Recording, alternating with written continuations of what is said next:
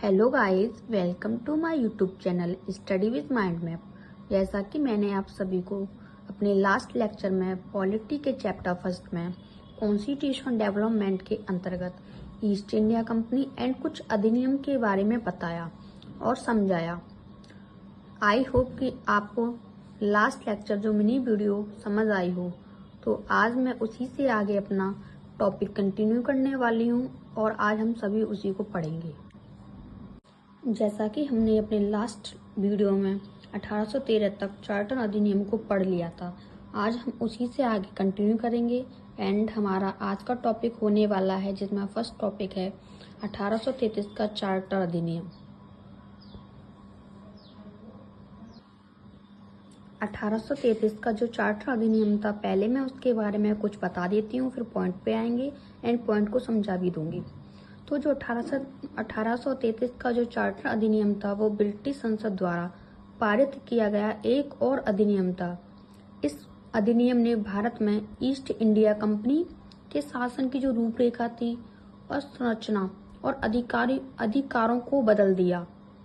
जैसा कि हमने 1813 के चार्टर अधिनियम में पढ़ा था, ईस्ट इंडिया कंपनी का व्यापार एकाधिकार खत्म तो हुआ था, लेकिन चाय और चीन को छोड़कर।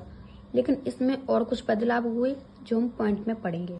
तो हम 1833 चार्टर अधिनियम के अंतर्गत कुछ पॉइंट को डिस्कस करने वाले हैं, जिसका पहला पॉइंट है कि ईस्ट इंडिया कंपनी का पूर्णतः व्यापारिक एकाधिकार खत्म हुआ और चाय और चीन को छोड़कर। इसका मतलब ये है कि जैसा कि हमने आप सभी को बताया था कि 1813 का जो चार्टर अधिनियम था उसमें एकाधिकार खत्म हुआ था, सिर्फ व्यापारिक एकाधिकार, चाय और चीन को छोड़कर।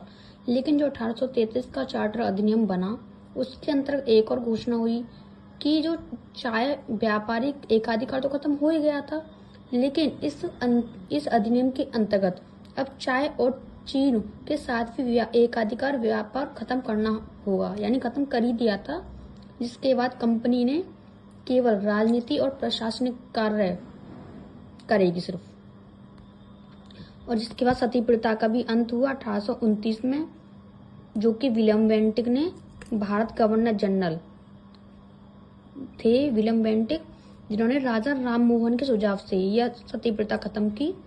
और इसमें कुछ पोस्ट भी चेंज हुई, जैसे कि बंगाल के जो गवर्नर जनरल थे उनकी पोस्ट चेंज होके हो गई भारत के गवर्नर जनरल, जो कि भारत के गवर्नर जनरल विलियम बेंटिक बने। और इसी के अंतर्गत दास प्रथा का भी अंत हुआ, जो कि एलिनबरो 1843 ईस्वी में किया। अब मैं थोड़ा इन एक्ट के बारे में थोड़ा डिटेल कर देती हूँ, जिससे आपको समझने में आसानी होगी। जैसा कि फर्स्ट पॉइंट में मैंने बताया था कि ईस्ट इंडिया कंपनी का पूर्णतः व्यापारिक एकाधिकार खत्म हुआ और चाय चीन का भी अंत हुआ।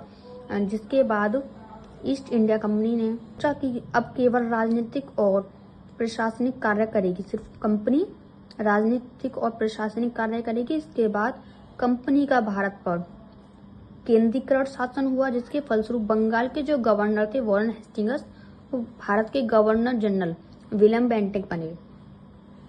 बंगाल के गवर्नर जनरल वॉरेन हेस्टिंग्स को भारत के गवर्नर जनरल विलियम बेंटिक बनाया गया, यानी घोषित किया गया। इससे पहले जो गवर्नर जनरल केवल अपनी प्रेसिडेंसी बंगाल तक ही सीमित थे, लेकिन इस अधिनियम के तहत अधिकारों में हुए बदलाव के कारण पूरे भारत पर शासन करने का अधिकार दिया गया के गवर्नर जनरल को।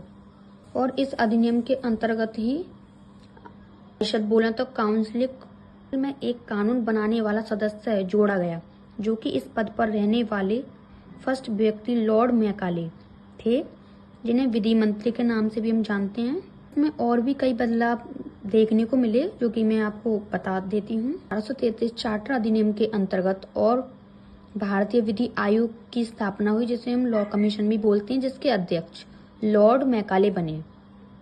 और इस अधिनियम के अंतर्गत ही आपको IPSC बोला तो इंडियन पेनल कोड और अदर्स लॉ यानी कानूनों का निर्माण हुआ। जैसा कि मैंने आप सभी को अभी 1833 का चार्टर अधिनियम के बारे में कुछ पॉइंट के बारे में बात की, और अब मैं इससे आगे 1853 का चार्टर अधिनियम के बारे में थोड़ा पहले बताऊंगी, फिर पॉइंटों पे आऊंगी।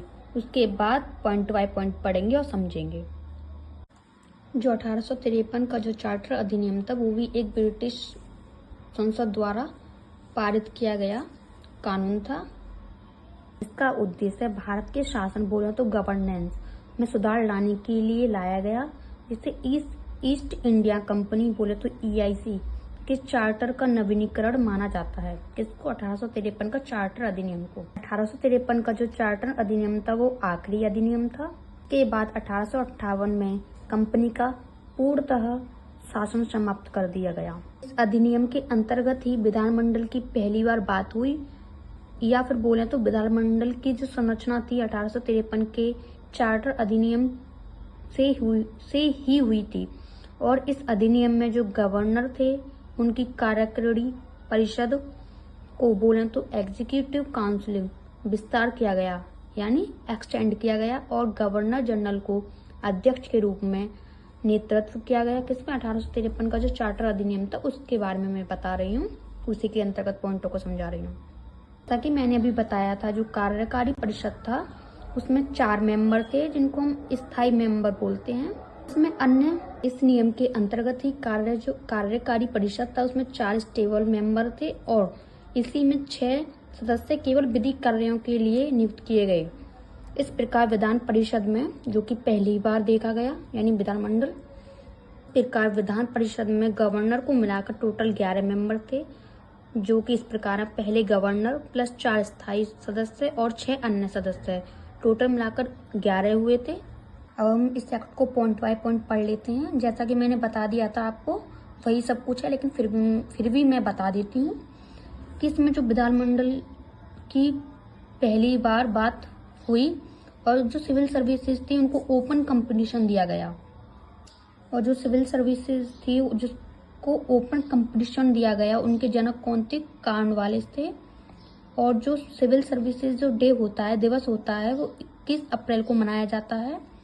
और इसको जो सिविल सर्विसेज थी उसको steel frame of India, Hindi में बोलो तो इस्पात का ढांचा, बोला किसने था? सरदार वल्लभ भाई पटेल ने, जो कि फर्स्ट होम मिनिस्टर थे।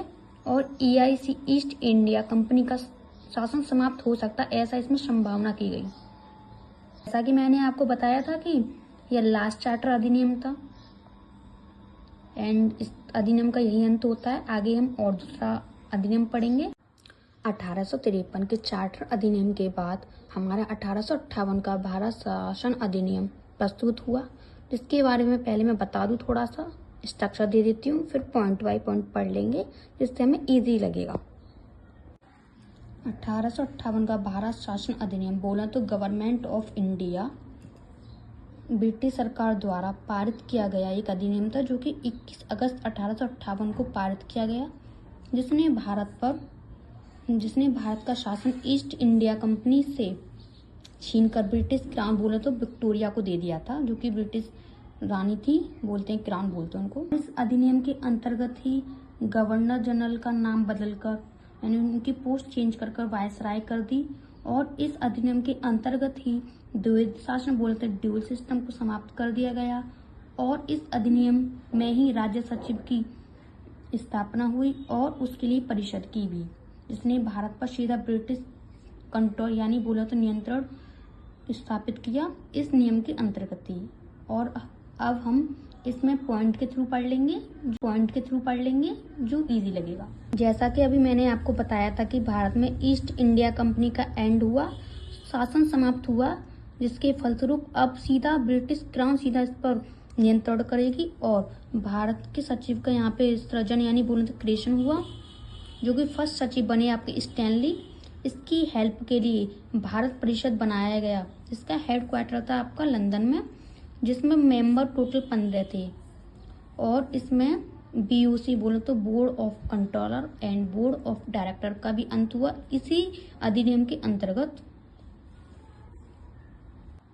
और इसी अधिनियम के अंतर्गत पील आयोग की स्थापना हुई, जिसको हम कोर्ट ऑफ इंक्वायरी बोलते हैं, जिसमें कुछ सेना, जैसे कि सेना थी, उसके अंडर भारतीय और अंग्रेजों का जो अनुपात था उनका चेक करने के लिए यह सेना बनाई गई, जो कि पील आयोग के अंतर्गत आती थी, और जिसकी महारानी। और इस अधिनियम के अंतर्गत ही कुछ पोस्ट चेंज फिर से हुई, इसमें भारत के गवर्नर जनरल बोले तो विलियम बेंटिक को भारत का वायसराय बनाया गया। भारत के वायसराय कैनिंग थे, जो कि महारानी जो विक्टोरिया थी, उन्होंने घोषणा की कि जो पील आयोग है वो सेना में जैसे कि भारतीय और अंग्रेजों का जो रेशो चेक करना होगा, उन्होंने ये घोषणा दी किस, और वो जो घोषणा दी वो कैनिंग ने, यानी बोले तो भारत का वायसराय ने इलाहाबाद से पढ़ी 1 नवंबर 1858 को। और इसमें भारत, और इस अधिनियम को हम भारत स्वतंत्रता का अधिकार पत्र भी कहते हैं, क्योंकि भारतीयों को लगा कि अब पूरा ईस्ट इंडिया कंपनी का शासन खत्म हो गया है, तो अब वो स्वतंत्र हो गए। लेकिन ऐसा नहीं था, अब उसके दिमाग में अलग ही चल रहा था कि ईस्ट इंडिया कंपनी ना करके, व्यापार ना करके, अब सीधा क्राउन करेगी भारत पर शासन।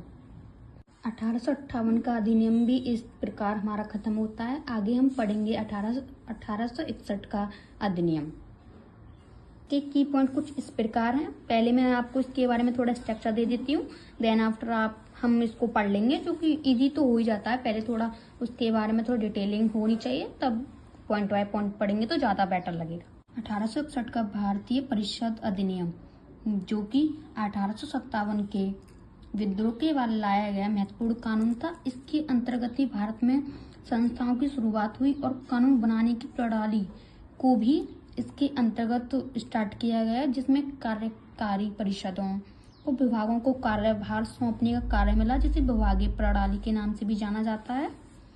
और इसके अंतर्गत ही बॉम्बे और मद्रास प्रेसिडेंटी की शक्ति का बहाल किया गया और वायसराय को आपातकालीन स्थिति में अध्यादेश जारी करने की शक्ति मिली, जिससे सत्ता का विकेंद्रीकरण हुआ। विभागीय प्रणाली में विकेंद्रीय मंत्रिपरिषद का विकेंद्रीकरण हुआ, और जिसके अंतर्गत कुछ हाई कोर्ट बोले तो उच्च न्यायालय की स्थापना हुई, जिसमें 3 प्रमुख थे। पहला कोलकाता, दूसरा बॉम्बे और थर्ड था आपका मद्रास, जिसमें से जो कोलकाता सबसे सर्वप्रथम इसकी स्थापना हुई, जो कि 1 जुलाई 1862 ईस्वी में हुई थी।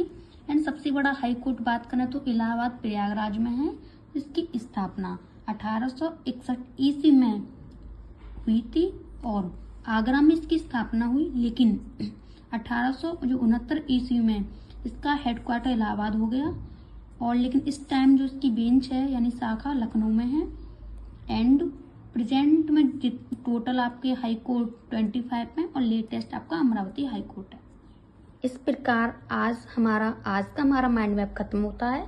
एंड इससे आगे हम अपने नेक्स्ट लेक्चर में पढ़ेंगे। आप सभी को जितना भी पढ़ाया है आप उसको देखें, पढ़ें, समझें।